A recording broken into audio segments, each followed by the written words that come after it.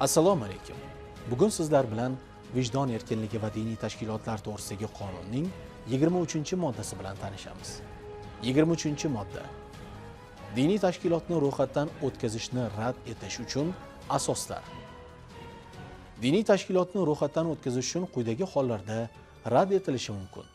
Agar diniy tashkilotning tashkil etilishi konstitutsiyaviy tuzumni zo'rlik bilan o'zgartirish, O'zbekiston Respublikasining suvereniteti, yaxlitligi va xavfsizligiga qarshi chiqish, fuqarolarning konstitutsiyaviy huquq va erkinliklarini kamsitish, urushni, ijtimoiy, milliy, irqiy hamda diniy adovatni targ'ib etish, fuqarolarning sog'lig'iga va xalqning ma'naviyatiga tajovuz qilish maqsadini ko'zlagan bo'lsa, diniy tashkilotni tuzishning qonunda belgilangan tartibi buzilgan bo'lsa yoki taqdim etilgan hujjatlarda qonunchilikka nomuvofiqlik mavjud bo'lsa, tuzilayotgan tashkilot diniy tashkilot sifatida e'tirof etilmagan bo'lsa, taqdim etilgan ta'sis hujjatlarida atayin noto'g'ri axborot mavjudligini aniqlangan bo'lsa, ro'yxatdan o'tkazuvchi organning diniy tashkilotni ro'yxatdan o'tkazishni rad etish to'g'risidagi qarori ustidan sudga shikoyat qilinishi mumkin.